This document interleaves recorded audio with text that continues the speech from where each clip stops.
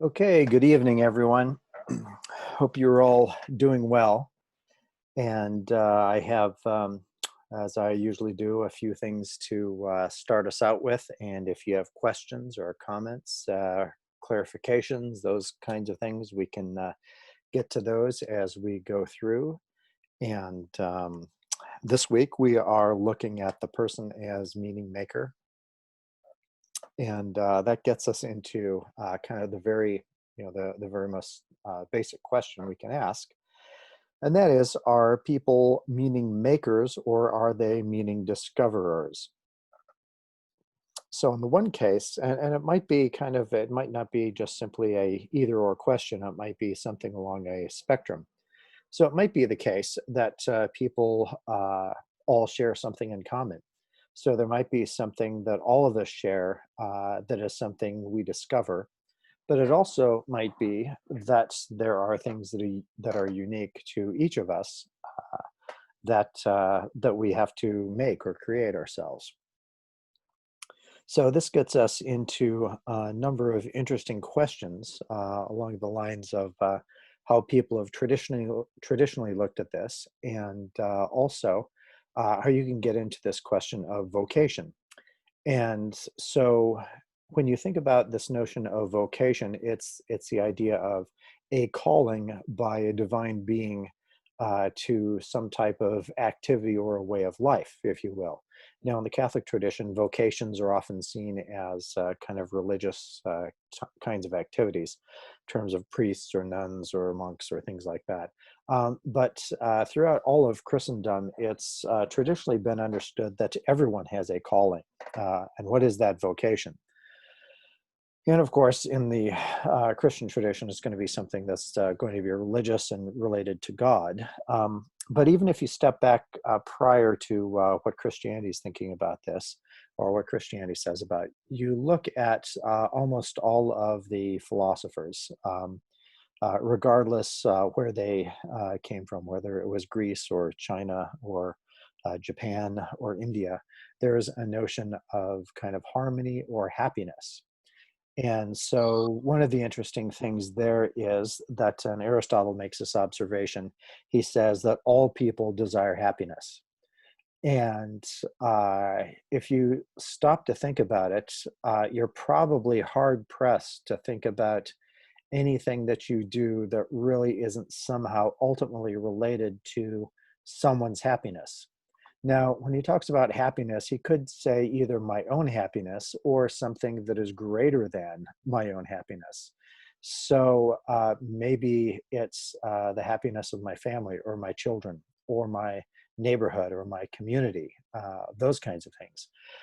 But he says, one of the interesting things he says is that all people desire this. In fact, if you desired, even if you desired to be unhappy, it would be your desire to be unhappy that would make you happy somehow. So it's all self-refuting. So it's fairly uncontroversial that all people desire to be happy. But then you get into this question of what makes people happy? Is there one thing that makes all of us happy, or is happiness simply kind of a cafeteria approach where you can just choose whatever you want that'll make you happy? Well, social scientists, especially people who study happiness, and yeah, there is something called happiness studies, usually psychologists, say that what they found is the people who are the happiest are the people who spend most of their lives trying to make other people happy.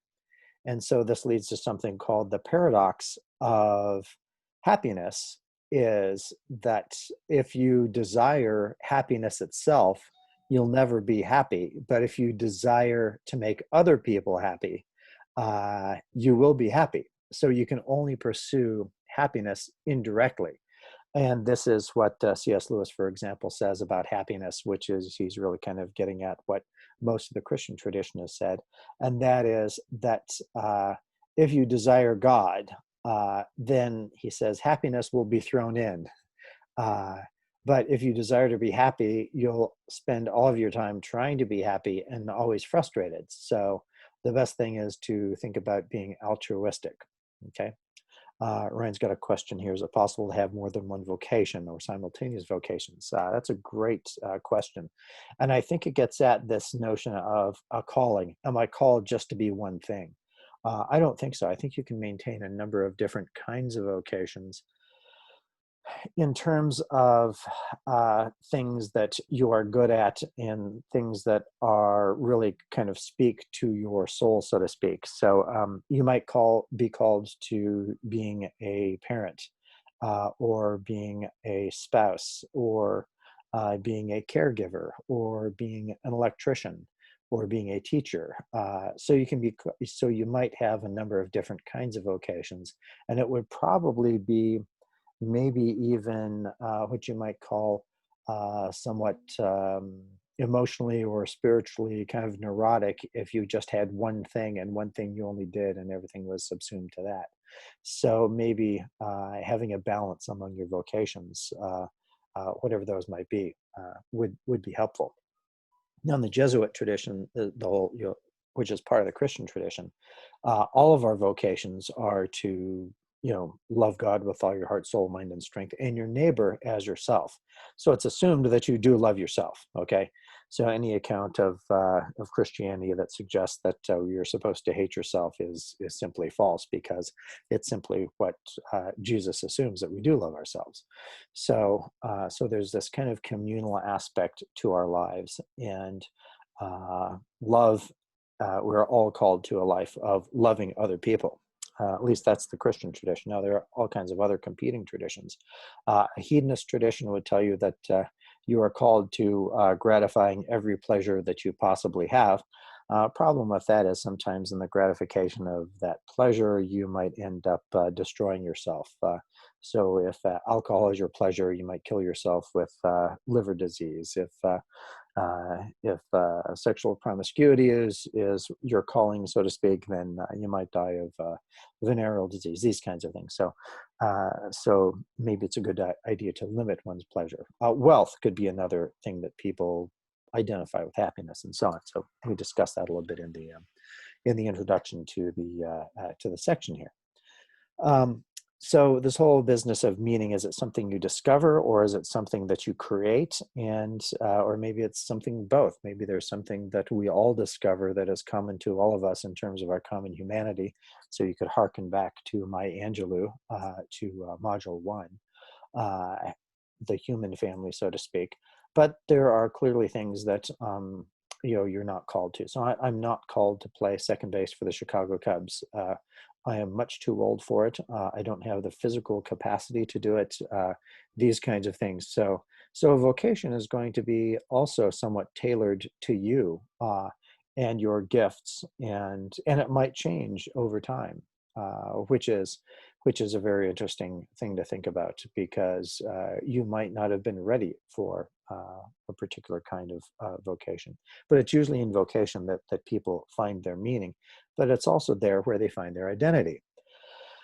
And so this notion of identity is critical too. So, and this is one of the reasons I had you read the Walker Percy section, because he talks a little bit about astrology at the beginning. And if you hearken back to last module, you might remember that it was Karl Popper who said that astrology is clearly not science because it can't be falsified, right? So it's interesting that Walker Percy picks up on that right away. You start reading about this particular sign, you say, oh yeah, that sounds like me. And then you go to the next one, oh, that sounds like me too.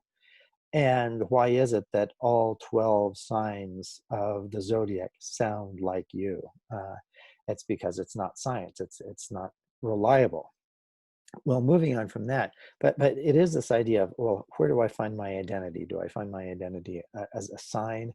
Do I find my identity in terms of being a citizen of a particular country, or being a citizen of a particular part of a country, if you will?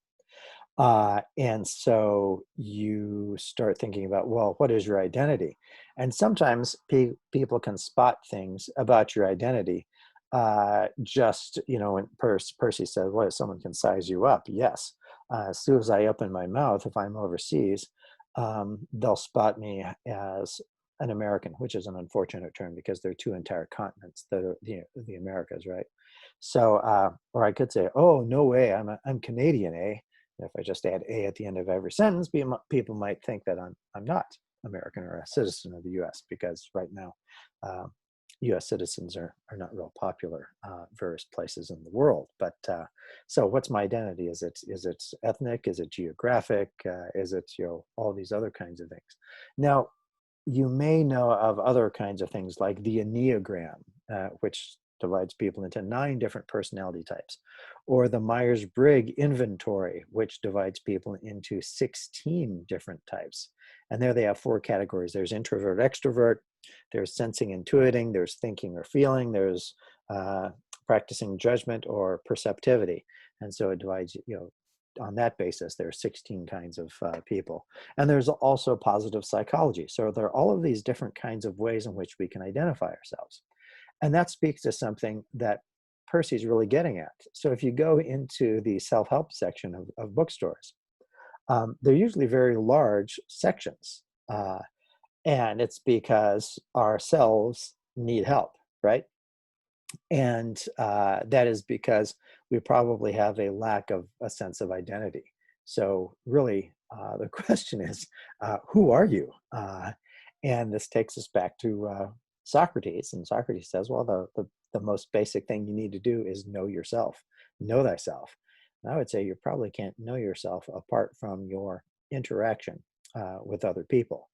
And so, one of the ways you could start thinking about this in terms of yourself, you can start asking yourself, what are the things that I spend most of my time on? And then you can ask, this is called the principle of proportionality. And that is the things that you spend most of your time on are the things that are most important to you. Now, let's put aside sleeping, because that's important, but, so what is it that you do? Spend your time on? Is it working? If it's working, for what, or for whom are you working? Those kinds of things.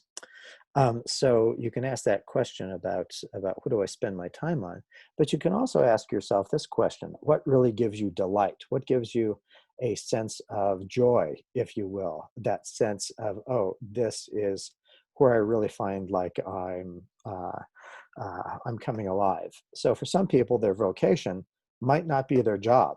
So they might do their job so that they can practice their vocation. So it might be that my vocation is as a writer, but I use my job as a teacher to support my vocation. Now, that's not necessarily the case. I actually feel like I do have a vocation for teaching, but some people don't. And there might be some people who fundamentally have a vocation as a teacher, and so their writing supports their vocation in teaching. And this could be the case for a number of different people. So it's this idea of how do you find joy? So you could start doing kind of an inventory on this. So let me look at some of the questions that you've raised here. And you can start adding them as you wish. So hopefully, Ryan, that gets at your question about can you have more than one vocation? I think so. I certainly think so because, for example, priests, especially priests at St. Louis U, they're often teachers, which is part of their vocation, but they're also priests, which is also part of their vocation. Patrick, astrology is so general when it comes to yes, it is.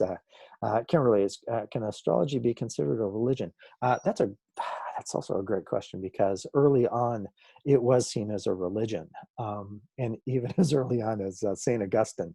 Saint Augustine does this thing back in the 400s, and he pretty clearly refutes astrology. And what he says is this: look. I found, 2 young men who were born at the exact hour, the exact same day, the exact time. And if astrology were true, then they would have had the same fate in life. But one became very wealthy and successful, and the other one died destitute. So it's, if you are governed by the stars, then the stars are probably drunk at some time or something, okay, because they're not getting it right, all right. But early on, it was seen as a religion, and people now today, I think, usually use it more for amusement than anything else. But it was seen as a religion early on. uh, Vicky. Do people? So, how do you discover your vocation? Is I think kind of what's behind Vicky's question.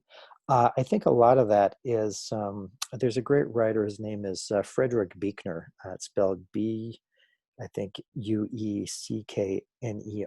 I always mix up the E and the U. Frederick Buechner. Um, Looks like it should be pronounced Buchner, but he's a writer, and he's got the name of a book called "Listening to Your Life," which I think is a genius name for a book, because we often listen to so many other voices. We listen to voices on the TV, too many voices. I think we listen to voices on the internet, social media, and oftentimes we let them control us. But in I think in the traditions that I'm familiar with, for example, the Benedictines and the Jesuits, they do a lot of retreats where they're silent and they spend a lot of time in meditation and trying to discern things. In fact, the Jesuits have an entire way of practicing discernment, which you can find in the book by James Martin called The Jesuit Guide to Almost Everything. And and I think most of us spend most of our lives trying to figure out what is our vocation. Um, and in this sense, you can kind of it might be helpful if you start reading ahead. The Magis assignment isn't due until the very end of the term, but there's a great little essay in there by, or a little story actually by Leo Tolstoy. And it's called The Three Questions, and I think it's very helpful. And I think it really gets at kind of this common vocation that we all have. And so um, I think most of us do kind of probably maybe transition from some vocations to other vocations to other vocations. But I think there's one basic vocation which, if I were to say this in terms that are kind of appropriate language, if I use the word love, love is a very freighted term. Um, one of my earliest books was an edited volume on love, and so I did a lot of reading on it. And one of the definitions that I really liked is that love is the affirmation of individuals. And it means an affirmation of yourself, but it also means to affirm others.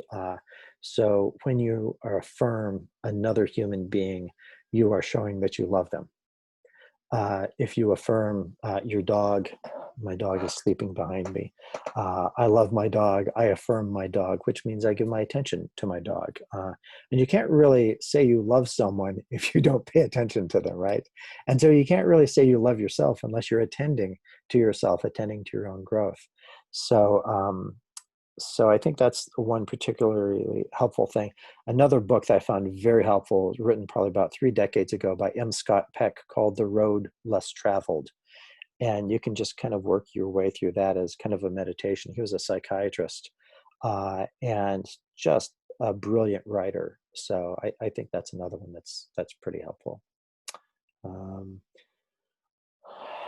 Okay, how do we think about meaning in vocation and addiction? That's a great question, or maybe even obsession. As I was working on this book on love, I was looking at altruistic people, and sometimes the most altruistic people would neglect their own children. And I found that fascinating that would be the case. So these children would grow up, and then these psychologists would interview them and say, "Well, how did you feel?" "Well, we felt abandoned." I thought, "Wow." So is there a priority that you should have for your family? And I think that's a really tough question there. I think people can be. I think you can be obsessed with just about anything. You can be obsessed with food or TV or social media or animals or anything. And but I do think a vocation is something where you are genuinely listening to yourself. And I think people who suffer from addiction which I think is probably a medical situation, or people who have an obsession, psychological situation, probably can't hear themselves to an extent, if that makes sense. Um, okay, Tina. Okay, can we talk a little bit about the apology? Okay. Um, with the apology, let's see, I'm assigning different sections of the apology to three different classes right now. So in the apology, Plato is trying to get Socrates to help the reader think about the calling of the philosopher, the vocation of the philosopher, if you will. So, what is the vocation of the philosopher?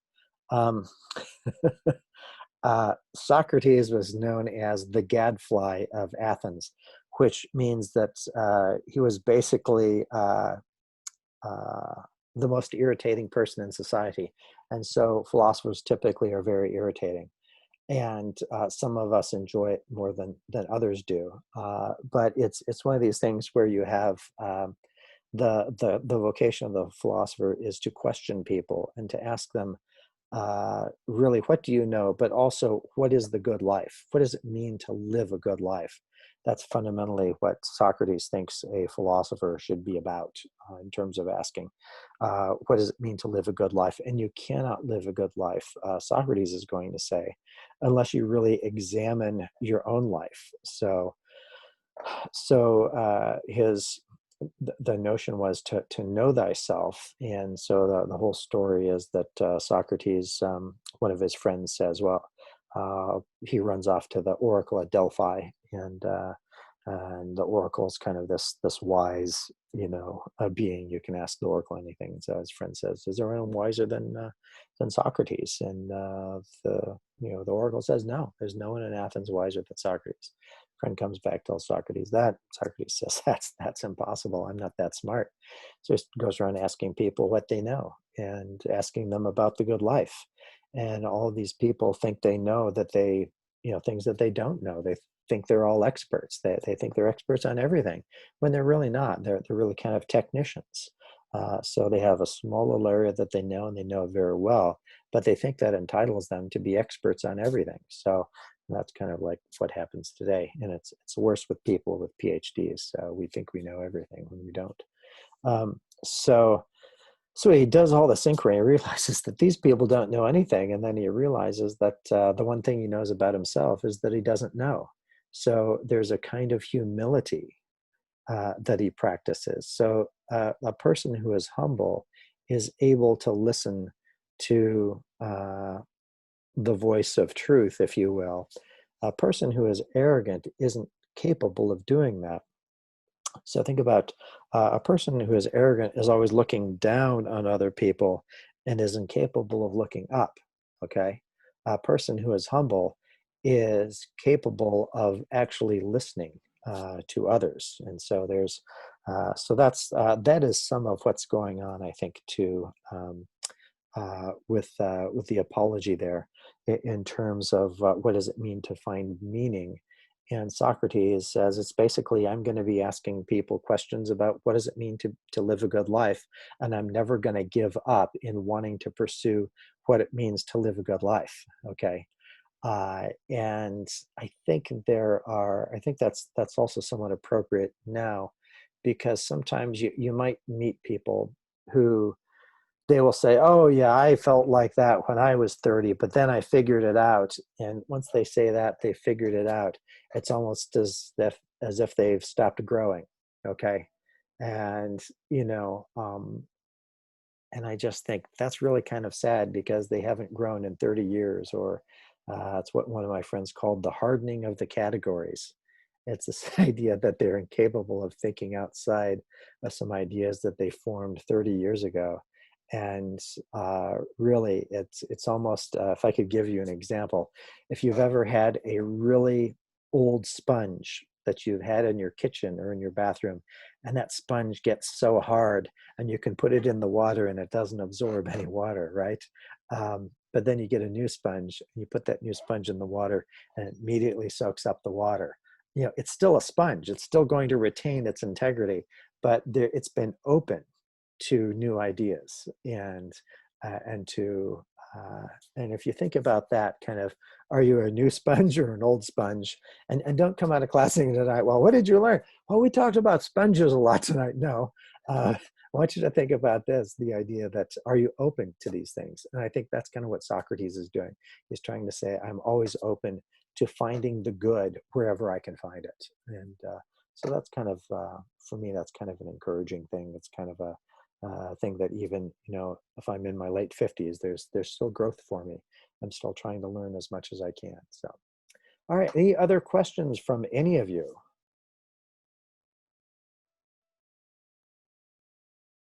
I'll wait just a few seconds. So if any of you are typing, you can do that. Make sure I've got everyone marked present here. Okay, let's see, how many do we have here? Let me just write it down. Okay, let me.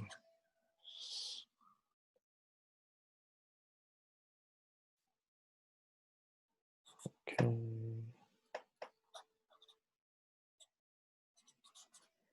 Okay, I think that's good then. Thank you for attending. I've got you all marked here, and I will look forward to seeing you online then, okay? Okay, then. Good night, everyone.